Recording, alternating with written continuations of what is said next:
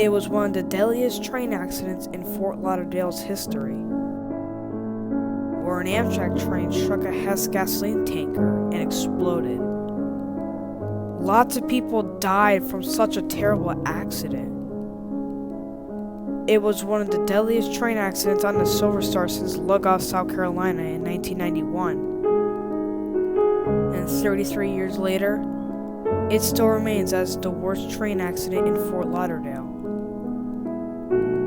This is the story of the 1993 Fort Lauderdale train disaster.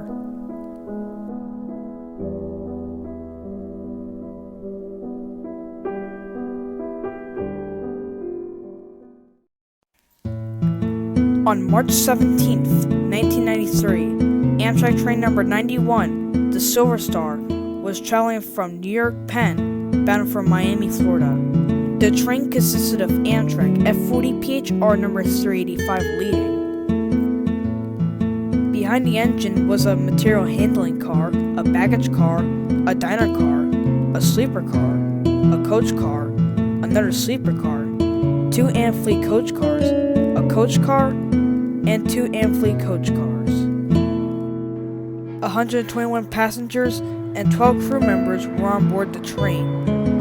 Unfortunately, on the way, the train was delayed for 3 hours due to the storm of the century, also known as the 1993 Superstorm, that knocked out signal systems and power across the deep south and Carolinas. This ride down the East Coast was about to come to a crashing end. Meanwhile, at Cypress Creek, an Amerada Hess gasoline tanker truck was traveling from Port Everglades and was headed to Margate, Florida, near Pompano Beach. The driver who was driving the truck was Vincent DeFrange, who was 51 at the time, was an experienced driver that drove articulated vehicles for 18 years and worked with Amerada Hess for 4 years now. The tanker truck was going westbound, carrying 8,500 gallons of gasoline. At Northwest 62nd Street in Cypress Creek near Fort Lauderdale, Vincent was traveling west of Northwest 62nd Street. But as soon as he approached the Northwest 67th Street crossing, it happened. There was a red light at the intersection, and because of a construction project just west of the tracks, traffic was backed up across the railroad line, and Vincent was forced to stop on the railroad tracks because the cars in front of him had nowhere to go. Then the warning gates and bells activated, warning of the oncoming Amtrak train, and Vincent realizes he was pinned, but he stayed in the cab, most likely to find a way to move the truck.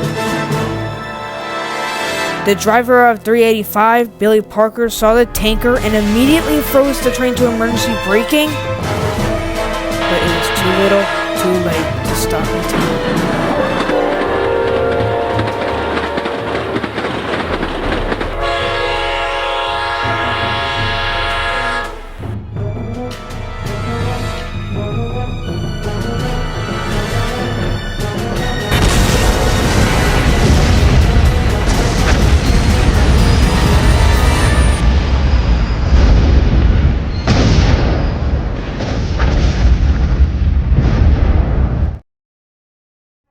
At 3:13 p.m., the train slams into the tanker truck and explodes.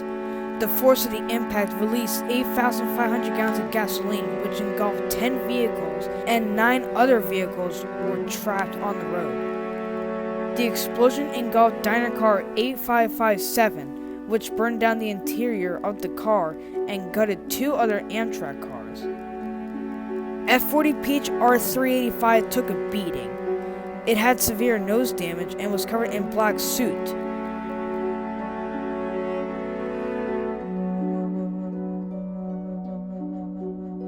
After the incident happened, witnesses started calling 911. Yes, there's been a large explosion on Cypress Creek right in front of the Sterling Suite. And on the train tracks, and it keeps exploding. Okay, what exploded? Shut up. Wait, what? I'm on 911. What exploded, ma'am? Cypress Creek on the train tracks. What exploded? I don't know. It looks like a train, possibly. It's horrible. It's horrible. Okay, we'll get someone out there, ma'am. Okay. when Fort Lauderdale Fire Department, Pompano Beach Fire Department, and Broward County Fire Department arrived, the passengers were nowhere to be found. But at the Sheraton Hotel near the accident, the Amtrak passengers were found. Amtrak personnel had taken them there to safety. Luckily, as if for a miracle, the engineer Billy Parker survived the wreck with several injuries due to the intense heat and the impact of the crash. In the end, Vincent DeFrance died in the inferno, and 5 more people were killed, and 15 were injured. It was the deadliest accident on the Silver Star since the Lugov, South Carolina train derailment in 1991. Then there's the question, what caused this to happen, and why? Was it the truck driver's fault?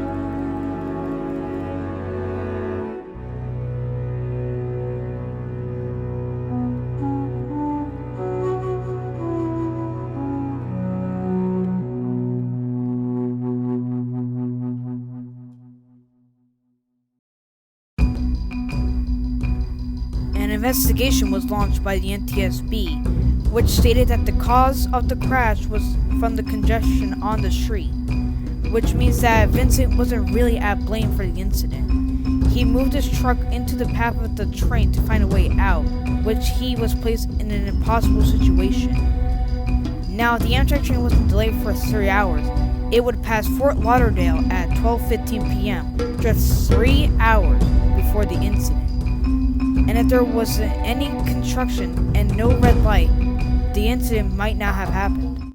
After the incident, the fire was put out, and 2 CSX GB38s were sent to shunt the Amtrak train. The locomotives in question was GP38AC number 2159, a former Louisville and Nashville unit, and GP38-2138, a former Seaboard System unit that still sports the Seaboard System paint scheme.